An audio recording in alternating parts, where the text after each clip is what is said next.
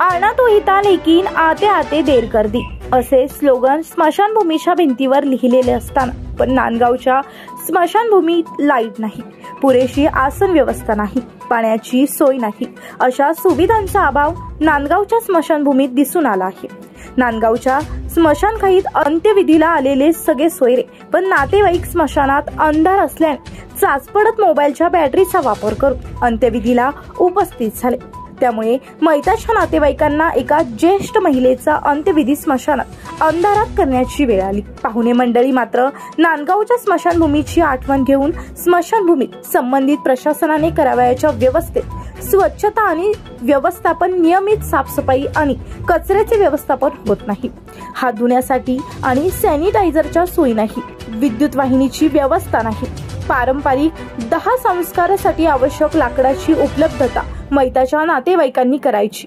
पाण्याची पुरेशी व्यवस्था नाही, स्वच्छ पाण्याचे स्रोत नाही, हँडपंप आहे, नळाद्वारे पाणी पुरवठा नाही, रात्रीच्या वेळी आवश्यक प्रकाश व्यवस्था नाही, सोलर लाईट्सचा वापर शक्य असल्यास करू शकता ते दिसून येत नाही, वेटिंग एरिया आहे, बसण्याची सोय, ओटे बांधले आहेत, विश्रांतीगृहाची मोडतोड झालेली आहे, खास आसनाची व्यवस्था नाही, सुरक्षा आणि निगराणी व्यवस्था नाही, वीज पुरवठा नाही तेव्हा आणि सीसीटीव्ही कॅमेऱ्याची व्यवस्था तर नाही, पर्यायपूरक व्यवस्था जेमतेम आहे, प्रदूषण कमी करण्यासाठी उपाययोजना नाही, माहिती फलक आणि डिजिटल डिस्प्ले नाही, धार्मिक आणि सांस्कृतिक सुविधांपैकी धार्मिक विधींसाठी आवश्यक साधन सामग्री नाही, धार्मिक विद्वान किंवा पुजाऱ्यांची उपलब्धता नाही, पार्किंगची पुरेशी व्यवस्था नाही, स्मशानभूमीकडे जाण्यासाठी रस्त्याची देखभाल नाही, रस्त्याच्या दुतर्फा काटेरी झाडांनी व्यापलेले आहे, आपत्कालीन परिस्थितीसाठी त्वरित मदत सेवा नाही,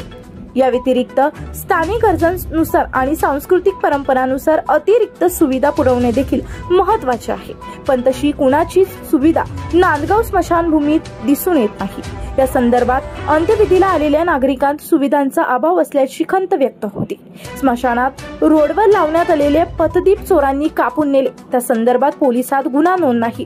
स्मशानभूमीत अंत्यसंस्काराला जाताना अंधारात चाचपडत जाणे आणि अंधारात चाचपडत येणे, अशा वेळी ज्येष्ठांना ठोकरा खाव्या लागतात, अशी गंभीर समस्या नांदगावच्या मुख्य स्मशानभूमीची झाली आहे।